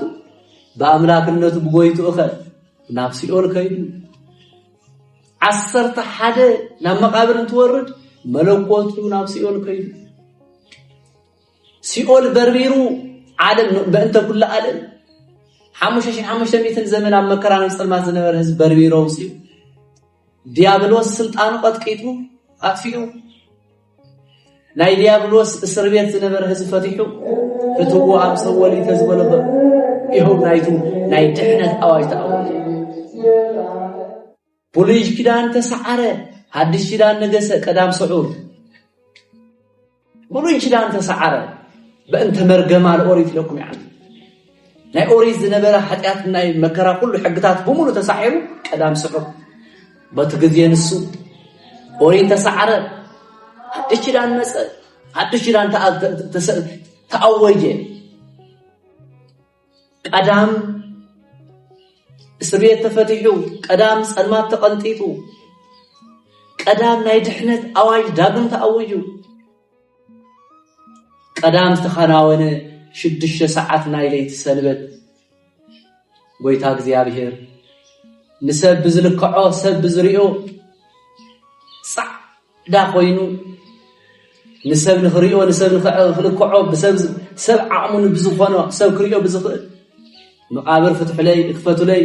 መግነዝ ፍትሕለይ ብዘይማል ዮሴፍ ኒቆዲሞስ ዝገነዝዎ መግነዝ ዝተሃተመ መቃብር ብዘይ ክፈቱለይ መቃብር ከፊቱ بزي مجنز فتح لي مجنز فتحه نج لبيسو صعد أملاخ بروح أملاخ كوين شدش ساعات نايليتي سنبت اتوم تفتحوا اتوم تأثروا فتحوا لا تبهله تمرتز قناي مولو بمولو وتنساق زيابير كما زنق أهمنوا سلام نقول ليكم يقول استأثركم تفتحون سلمتلكم بريكم استجعلانكم تفويسكم ناي عالم حمام كله فصم دحنتكم فصم دحنت دحينكم دحنت حانتيا دحنت حانت غزيا لذي بتنسايو دحينا لذي كبران كبرات حمام كنبل انتلنا وين دم سومن حمامات كنبل انتلنا بب سومن زياتهم اندازكرنا طقاقن حاتيات نسرحهم بصلوتن بسجدتن فتارينا اندالمنا زو عللنا وعلتا اندازكرنا بب عمدو كأملاكنا እግዚአብሔር ምሕረት እንቀበለሉ ሰላም እንቀበለሉ ይቅርክ በሃለና ለተምጥቃቀን ኃጢአትና ነበር እቱ መሰረታው ድህነትና ግን ኢየሱስ ክርስቶስ ከመቃብር መስተሰ 5500 ዘመን ተወዲዩ ሐዲስ ኪዳን ምስለበስና ድሕሪው ፍጹም ድህነት ረኺብና ድህነትና ናሻው نحادن نزل عالمن زنبر دحنتنا نزل عالم انت تفينا بلسان حساب دأمبر في الصم دحنت شاويدنا كريستوس مستغرفلنا كريستوس مسحمملنا كريستوس مسموتلنا كريستوس مستسالنا في الصم دحنتنا رغبنا مسراوتاوي دحنت اوزيز تمسرتاو دحنا احنا كريستيان ده كريستوس بتمقت توليدنا سغونا دمو تمدبنا بمولنا ناي كريستوس بيت مقدس رخصت يبنا قدوسانينا كريستيانينا ده كريستوسينا منالباش انت تفينا خير بنساخن حساب كهنات يونا بنساخن حساب صلاه يونا بنساخن حساب سرعات حقتات يونا ليتم أزلوتهم حقي ناين الساعات محلو ده أمبر دحنتنا بإيسوس كريستوس ينادحنا دحنتنا حدن جزيء ببعمو تذكروا زلنا زدحنا له جزيء ده أمبر ببعمو تحدش دحنت كنا مستيقنا ناي حاجة مستسريجن ببجزيء حاجة سلنا نسرح نعقم حساب جن ببجزيء بنستهل لنا بصلاة لنا بسجدة لنا إن ده دحنا إينا لذي حمامات نستوصل لنا زوم تاريخات ذي أتومينا نستوص إذا بعرب السقلت نايمج الرشا حاتياتنا قراني مسكل وصي ኢየሱስ ክርስቶስ ከም ጥፋተኛ ኮይኑ ሓጢያትና በሙሉ ለቢሱ ኣብ ስጋር ተዋሂዱ ኣብ ቀራኒ መስቀል ወሒሉና ግን እቲ መስቀሉን መድኃኒት ኮይኑ ፈዋሲ ዶያን ኮይኑ ትራይ ወንጀለኛት መስቀል ዝነበረ ናይ ድሕነት ኮይኑ ዝሓመመ ህዝቡን ድዒኑ ዝተኣሰረ ህዝቡን ተፈቲሑ ስለዚህ መስቀል እዚ መስቀል እዩ ናይ ኢየሱስ ክርስቶስ ናይ ድሕነትና ምልክት نا إيسوس كريستوس أبز قراني يسوس وعلنه إيسوس كريستوس أبز مسكال يعد أحد حين كان نايلنا مسكال نحزو مسكال نسالمو زلنا نقويتا أينا نتعنجته يقولنا عنجته ما مسالي قراني يزل مسالي كريستوس أبز قراني يتسائل نسعمو نقويتا أينا أو ما إغزي آوية يفتحها أستوعل المؤمنان بزحج برورة اللو أجررت اللو إذا كو عنجتي تاوت كو عنجتي نتعنجتي كنا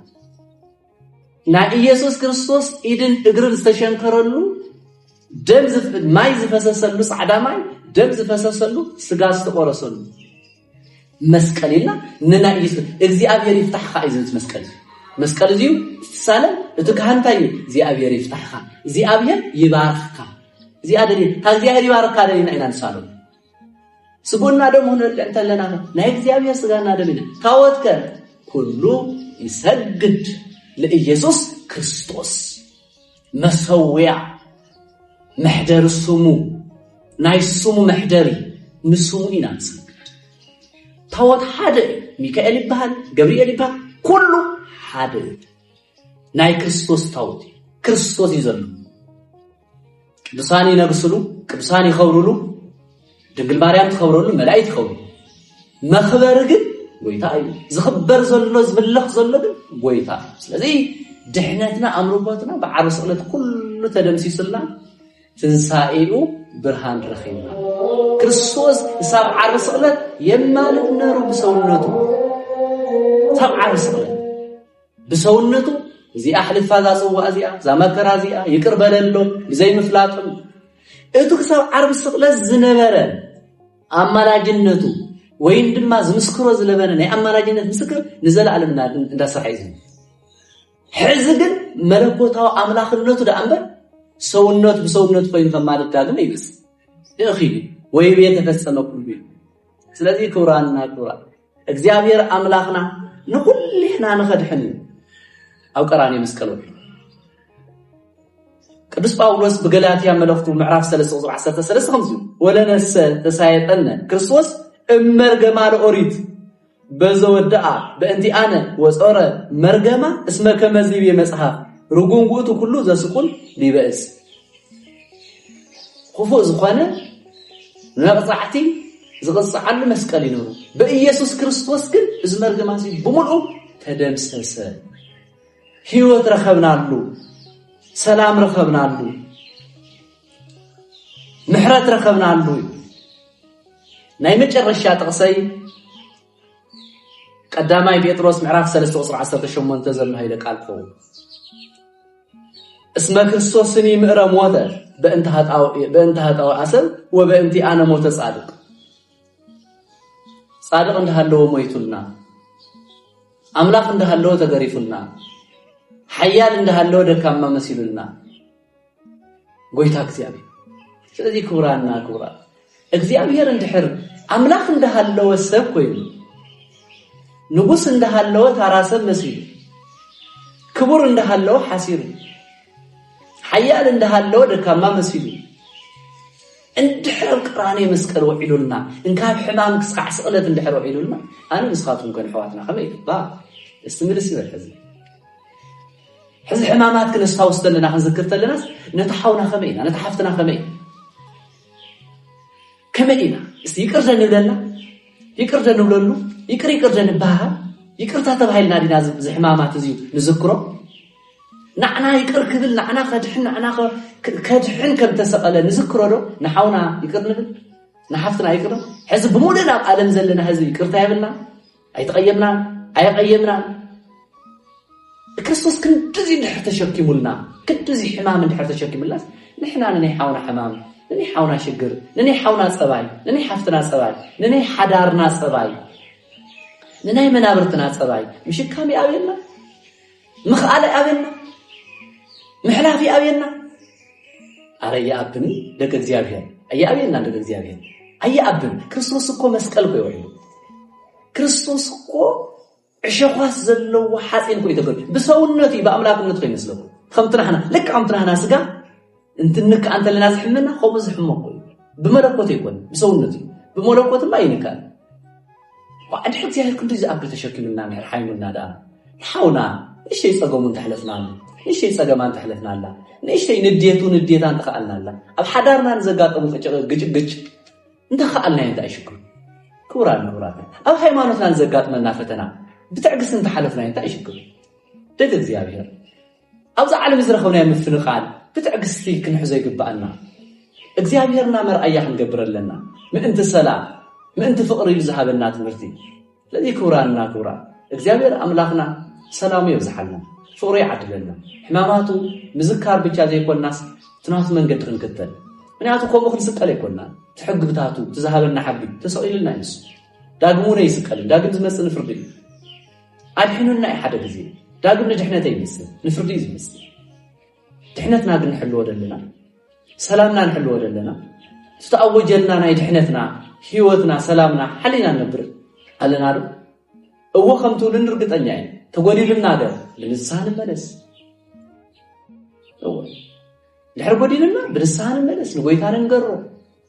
ድሕሪኸ አፍጥር እሰከለካህን ተፈታህ እግዚአብሔር ይፍታሕኻ መስቀል ብርኸቢል እግዚአብሔር ይፍታሕኻ እግዚአብሔር ይቅር ይበለልካ ንባሃል አቦታት ንቅረብ ንፈታሕ እግዚአብሔር لقى كائنات ኢየሱስ ክርስቶስ ናይ ዘለዓለም ክህነት እዩ ናይ ዘለዓለም ዘይሰዓር ክህነት ይዘለዎ ኢየሱስ ክርስቶስ ንኢየሱስ ክርስቶስ ዝውክሉ ድማ ቀደምት ትውል ሐዋርያት እዮም ሕዚ ድማ ካህናት እዮም አቦታት እዮም ዝውክሉ መምህራን እዮም ዝውክሉ ስዩማን እግዚአብሔር ካህናት እዮም ዝውክሉ ናቱ እቲ ስልጣን ናይ ማን መሰብ ይኮነን ናይ አባ ዮሐንስ ስልጣን የለን ኩሉ ካህን ይሁን አቦ ይሁን ጳጳስ ይሁን ሊቀ ጳጳስ ይሁን ኩሉ ናይ ኢየሱስ ክርስቶስ ሊቀ ካህናት ኢየሱስ ክርስቶስ ስልጣን እግዚአብሔር ይባረካ እግዚአብሔር ይፍታሕካ ይንበር አነ ንባረካ ይባል አነ ንፍታሕካ ይባል ስልጣን ይብልና ስልጣኑ ናይ ኢየሱስ ክርስቶስ ምክንያቱ ናይ ዘለዓለም ሊቀ ካህናት ኢየሱስ ክርስቶስ ይናማ ብሞት ጽባሕ ንሐልፍና ግን ዛ ክህነት ግን ይተሐልፍን ዘለዓለም ክትነብር ያ ካሊ ሰብ ቀበላይ ዛ መስቀል ዚያ አነ ተሐልፍ ያ ካሊ ቀበላይ እሱ ሊቀ ካህናት ኢየሱስ ክርስቶስ ዘለዓለም ንማሪ ዘለዓለማዊ ኢየሱስ ክርስቶስ ሊቀ ካህናት ዝባል ዘይሐልፍ ክህነት ዝባል ነዚ ዝሰርሕ ግን ደቂ ሰባት ዝሸውም ግን ሰባት ለዚህ ኩራና ንብራ ደካማነት ናይ ወድ ሰብ ይትራይ ስልጣን ናይ እግዚአብሔር ተረዱ ሐላፍነት ናይ እግዚአብሔር ተረዱ ናይ እግዚአብሔር ስልጣን ነው እግዚአብሔር ይፍታሕኻ ይዝባል ስለዚህ ሕማማት ክንኽብርተለና ሕማማት ክንዝክርተለና ስቃይና ኢየሱስ ክርስቶስ እንዳዘከርና ንሕና ድማ ኣብ ስቃይ ዘለው ሕዋትና እንዳሓገዝና ኣብ ስቃይ ዘለው አዲታትና እንዳሓብሕና ኣብ ሕና ዘሎ ጭንበቀል ዝሓዝናዮ ቀይምታት እንተልዩና ከምቱ እግዚአብሔር ይቅር ክብል ዝመፀ ይቅርታ እንዳገበርና ሕማማት ክንሕልፎ بعبية تحتنا بسم قويتا إيسوس كريستوس كل نجار بمخالن بمسوعالن كنجورو بعلاتنا بمتحققاس كنجورو بمتحققاس كنحلفو ندازكركو نايمج الرشا نحمص جو مسمر تقول حال نجار كلكم مو بحصيرو تمرتنا كنودينا حمص جو فلي يمري ناتو سومن همامات لكمي وصاينا ناي بحال اللو تاو بنتم كيدو عزن كابسونيكس كاب روح زلو منقدتاتي مخرطاتي إلىكم يعنتو حلف إلى نقرأكم حمصقو كل التنقر عبيت اللو وإن بتفلي بجزء زيك أخلنا يا خلي قل حس ربي اللي أخنا حمصقو حمص بوريك درينايا بتوجزي نسبة حمات جزء بعد استخبر الله ناي أيهود بعلات وين ما نقولك بعد تخبر الله بقولتها بيسوع كريستوس دما حديث حقي ويدما حديث سرعات زحققلا اب ماتيو اب يوحنس 13 ترينا يون زلنا نسيت حموس لصبي عرب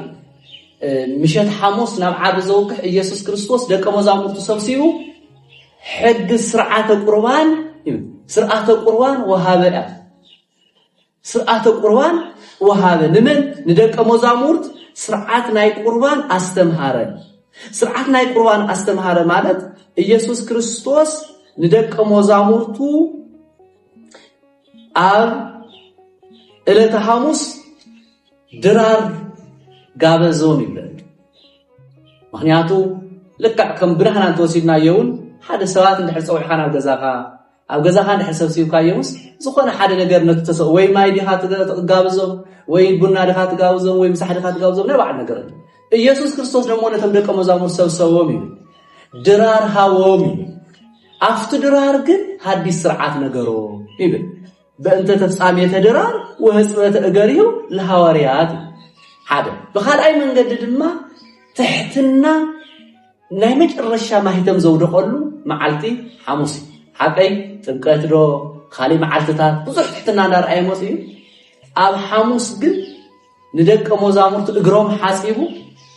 ርእስና እንደሕጸበና ጎይታ እግርኻ ኢድና እንደሕጸበና ጎይታ እስኻ አምላክ እንዳሃለኻ መምህርና አምላክና እንዳሃለኻስ እንታይ እግርና ተሓስበና ግደት እንደ አምላክ ኢሎም ተሰኪፎሞ እግርኩም እንደሕር ሓጺበኩም ኩሉ ሰውነትኩም ሕጹብ እዩ ስለዚህ እግርኩም ይሓጽበኩም ስርዓቱ እግርኩም ይፍጸም እዚ ህጽበተ እግር እንብላ ተሐምስጎ ኢየሱስ ክርስቶስ እግር ደቀ መዛሙርቱ እግር ተማሃሩ እግር ሐዋርያቱ ዘሐጸበላ ሓደ ሕጊ እግር ትሕትና ናይ ትሕትና ስርዓት ዘምሃረላ ሓደ ካልኣይ ሕጊ ሐዲስ ስርዓት ስርዓተ ቁርባን ድማ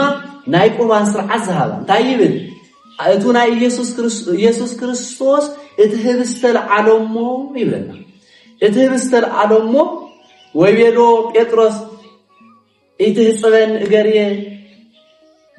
ለዓለም ወአውሳ እግሪ ኢየሱስ አማን አማን እብለከ እማን ይሐጽብኩ እገሪከ አሉከ ክፍል ምስልየ እግርኻ እንተዚ ሓጽበካ ዓለም ኩሉ ምሳይ ክፍል ይብሉ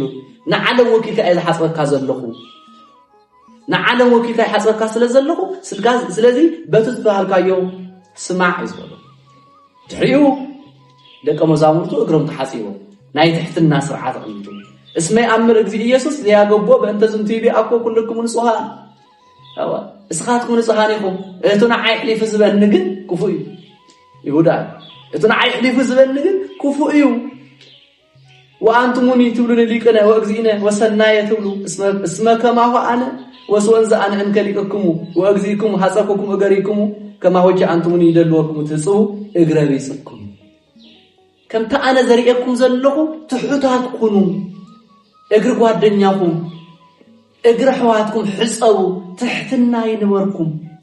ናይ ትሕትና ሰባት ኮኑ እስመ አርአያ ይወሃብኩም ከመ ትገብሩ አንቱም በከመ ገበርኩም ለኩም አነ ከምታ አነ ዝገበርኩም ስኻትኩም ድማ ንዘላለም ግበሩ ንዘላለም ግበሩ አልዎ ገብር ዘይአብ ምግዚኡ ወአልዎ ሐዋርያ ዘይአብ እምዘፈነው ካብ እግዚአብሔር ካብ ሐዋርያት ዘዓቢ ወይ ድማ ካብ እግዚአብሔር ዘዓባይ ነበረ ኢየሱስ ክርስቶስ ግን ወሪዱ እግር ሓጺብ እዩ ለዚህ እግር ሕጸቡ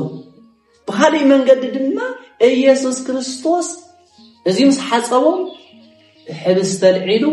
እንኩም እዚ ተመገቡዎ በሎም እንኩም እዚሁ ተመገቡዎ ኢሉ ተመገቡዎ ጥራይ ግን ይበሎም እንኩም እዚ ብልዕዎ በሎም እቲ ሕብስተ ልዒሉ እዩ ድሕሪ እንታይ ኢልዎም እዚኣምሰሉ በሉ እዚ ብልዕዎሞ እዚ ትበልዕዎ ዘለኹም ግን ጽባሕ ዓርቢ ጽባሕ ዝቁረስ ስጋ እዩ ዝቁረስ አማናዊ ስጋ እዩ ክብራን ክብራትን ኣብ ዓለም ዘለኹም ኣስተውዕሉ አንተ ወነገረኩም ማእኸል ብዙሓት ዘጭበርብሩ መጽሐፍ ቅዱስ አግቢጦም ትርጉም ኣለዎ እዮም አማናዊ ስጋይ ጽባሕ ዝቁረስ ስጋይ አማናዊ ስጋይ እዩ እንኩም ብልዑ ኢልዎ ካልኣይ ድማ ትጽዋዕ አልዕልዎ ትጽዋዕ አልዕለ ቢሉ ድማ ተወይን ባሪኽዎ ይብለና እዚ ምንኩም ስተዩ ኢልዎ እዚ ደመ እዚ ጽባሕ ዝቅዳሕ ደመ እዩ አማናዊ ደመ እዩ እዚ ሕጊ ዘምረኩም ዘለኹ ምሳሌ ዘሪኤኩም ዘለኹ እንካብ ጽባህ ዓርቢ ዝቁረስን ዝቅዳሕ ስጋይ ግን ንዘለ ዓለማዊ ኡነታዊ አማናዊ ስጋይ እንደመይን ግን ጽባህ ይቁረስ እዚ ይነግረኩም ወለሁ የብረኩም ወለሁ ምንኩም ብልዑ ስጋይ ዘለ ጽባህ ዝቁረስ ስጋይ እንኩም ስተዩ ደመይ ንጽባህ ዝቅዳሕ ደመይ አማናዊ ደመይ አማናዊ ስጋይ ኢሉ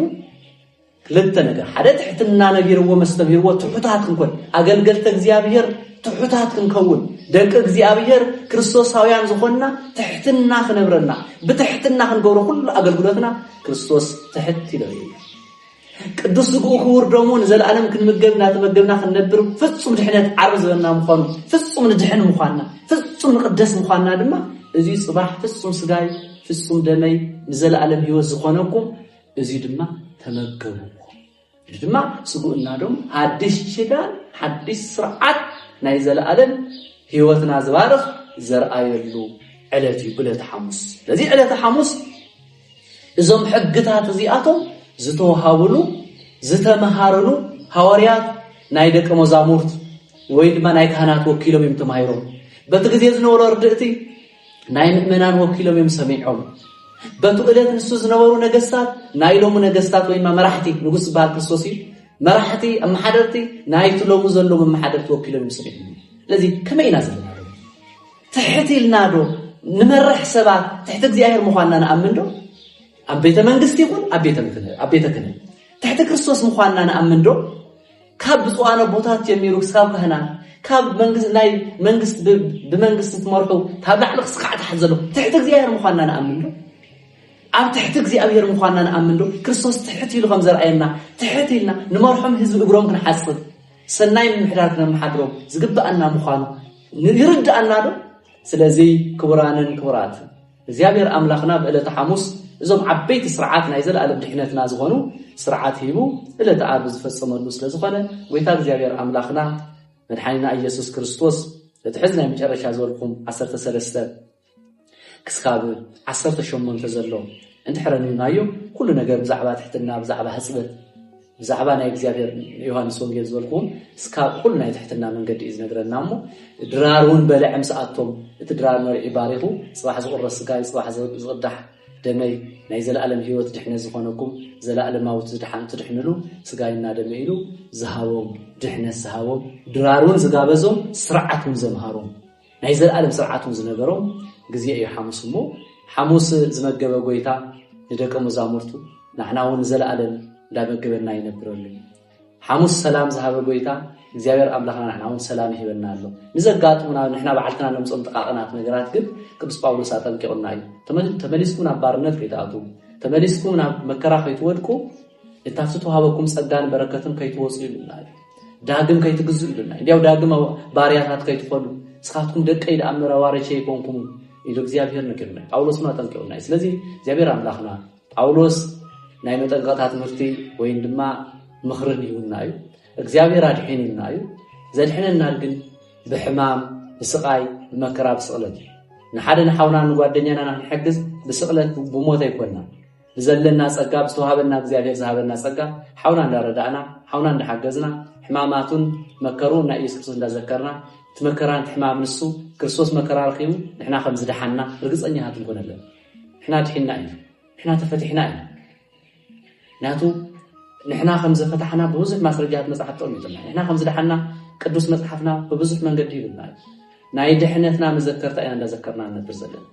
ናይ ድሕነትና መንገዲ ከይንወፅእ እንታኡ ከይንወፅእ ምእንቲ ካብቲ ድሕነት ንዝክረሉ በዓላት ንዝነኽብረሉ በዓላት ዘለና ክርስቶስ ንዓና ዝወዓለና ውዕለታን ንስዋሲሙ ጎይታ እግዚአብሔር አምላኽና ሰላሙ ይሃበና ፍቅሩ ይሃበና ዝኣመተ ምሕረት ድማ ተፈናቀለ ህዝብና ገዙ ዝምለሰሉ ዝተጨናነቀ ህዝብና ዝረጋገአሉ በዓለ ትንሣኤው ብሰላም ብደስታ ክነኽብረሉ እግዚአብሔር አምላኽና ናይ ተሓጓስ ትንሣኤ ናይ ብርሃን ትንሣኤ እሞ ናይ ህይወትና ህይወት ረኸብናሉ እሞ እግዚአብሔር አምላኽና ዝተጨናነቀ ህዝብና ብምሉእ ሰላም ይርከበሉ እግዚአብሔር አምላኽና ንዓድና ይባርኸልና ይቀድሰልና ንዓለም ኩሉ ድሕነት ይልኣኸልና ጎይታ እግዚአብሔር በመስቀሉ ይሸርነቱ በይቅርቱ ይሓልወልና እግዚአብሔር ይባረኩም ጽቡቕ በዓለ ትንሣኤና ክነኽብር ሰናይ ዘመንን በዓለም ይግበረና ተባረኹ ይባረኽኩም ከምዚ ዓይነት ሰላም ይቆረና ወስብሐት ለእግዚአብሔር ተባረኹ